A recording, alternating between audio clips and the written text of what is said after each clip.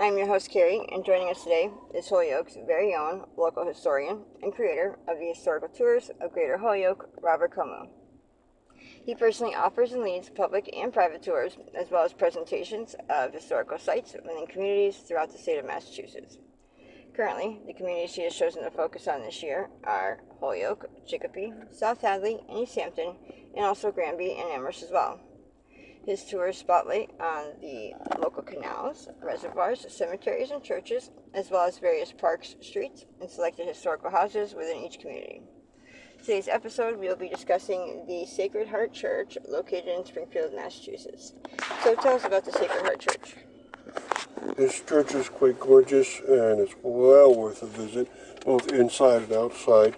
Inside, you get to see all the many stained glass windows, statuary, and just the architectural look of it. And the outside is quite gorgeous. It's probably the best looking church of any denomination within Springfield. Its steeple situation is rather unique. They didn't have enough money to finish it off, so they put these two metallic objects that look like kind of steeples. But that doesn't matter. It's a gorgeous church. It's made in the Gothic format, so it's a neo-Gothic revival church. And so what we're going to talk about today is the first priest, and he's buried here. We're also going to talk about the rectory and the school that was nearby. Now, just walking around the campus lets you see a lot, the burial stone, a lot of statues. And the history is such that on October 21st, 1888, it was authorized to be a part of the St. Michael's church because too many people attended St. Michael's, and it became an offshoot of it. But it took 8 years to finish this gorgeous church. It was finally dedicated October 18th, 1896. Now, the church is a light brown looking stone. It's a long meadow brown stone, and a lot of churches use this, and it's quite beautiful to say the least. Now, since it was started in 1888, the cornerstone was going to say just that, even though it wasn't finished for 8 years later. So if you visit my webpage, you'll have a lot to read about, and also a lot of videos are put there and descriptions of every component of this church. Now, one thing about this church was that Our Lady of Hope Parish, which was organized in 1906, was an offshoot of this one. All right? And then the All Saints Church was another offshoot of this one.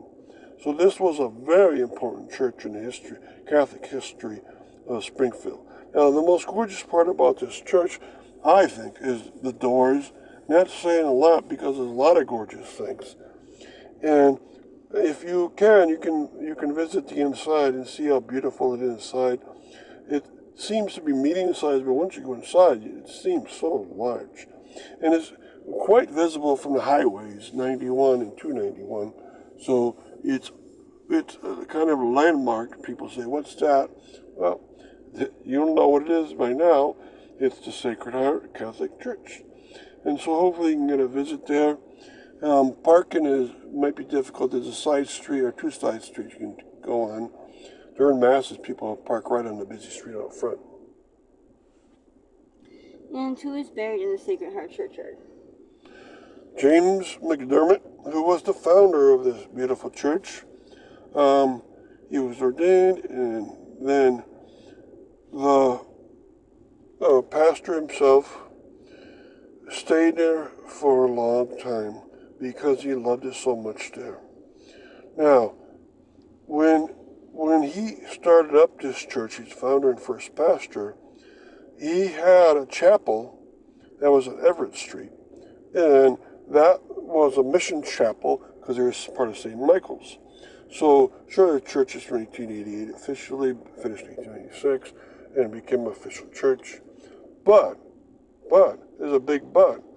They started as a mission chapel church of St. Michael's, and James McDermott was the first pastor for that. And the first Mass was in 1874.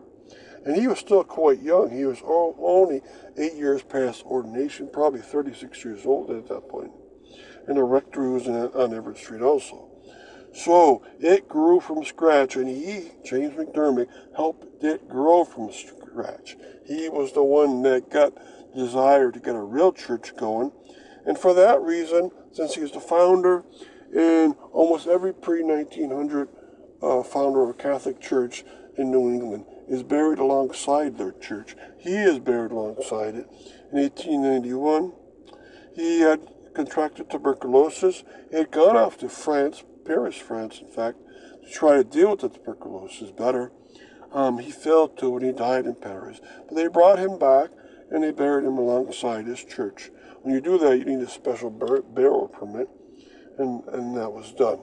So it's a great honor, and I'm sure you'd love to go see him. He has there not only a vertical upright monument to him in the form of Irish cross, because he was born in Ireland. He also has ledger stone. Ledger stone is a large flat stone that covers the burial location. And he has a very large one, and so it's quite beautiful. It's rather close to the rectory where he served in the church, of course.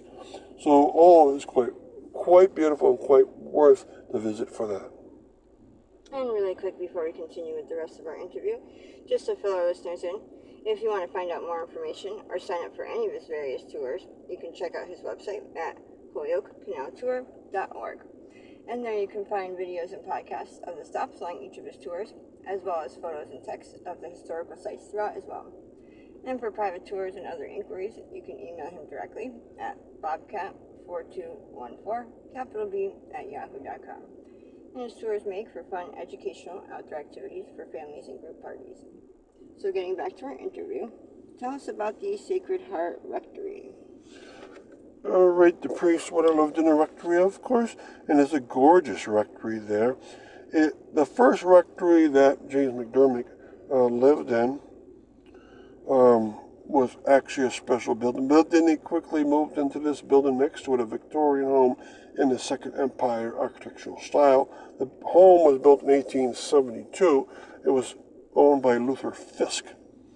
All right, and then it was bought out by the church. And so they had a gorgeous home next to their church. And James McDermott lived there as the first religious occupant. And then when he died, the next pastor, Thomas Smythe, also lived there, and so forth and so on. And it's still occupied by the pastors as a rectory. So it's quite gorgeous. Now, up Everett Street would have been the first rectory. That first rectory is now gone. Sadly, but other components of this campus are up Everett Street. And tell us about its school. Okay, now you have a school for such a big campus, and the school was at 27 Everett Street and was ready by 1873. Now, remember what I said, it was a mission church. First Mass is 1874, so the school was already going before the mission church was even there. All right. And then it became the location where all the components were going to be. Now, this school no longer exists. All right. The church would be on the ground floor, and the school on the second floor. And that that school was taken down in 1925. A new school was erected exactly on the site of that old school. Now, the nuns that served at school and helped with the church, the Sisters of Notre Dame, they also helped with the girls' schools in Chicopee and Holyoke, the one at the Holy Name Church inside of Chicopee, and also at the Notre Dame Convent, which served the Notre Dame School for Girls, which became the St. Jerome School, which became Holy Catholic. So, those nuns are quite busy in the area. Okay, so this whole neighborhood up Everett Street, plus the church, was quite filled up with components. Now, the convent itself was built in 1882, so you get the school, the rectory, the convent, all built before the glorious church was built. So there was a lot of little components. So it was all compacted in one spot, and then it started spreading out. when the rectory was bought and the big church was built. And so that neighborhood really is defined by one of its components, the Sacred Heart Church itself. All right, now, if you want to visit, make sure you use my maps that I have and read the articles and read the videos or look at the videos I have, and they're going to help you on any visit. I have a very old map from 1894, which might help you with the location of the school because that school is gone now. But thank you very much. And thank you, Robert, for educating us on your tours and historical topics of your expertise. And we want to thank our listeners for tuning in. And check out a large selection of our other podcasts at his website, as well as on SoundCloud.com. And be sure to stay up to date with new podcasts and videos posted daily. Thank you, and hope you join us again.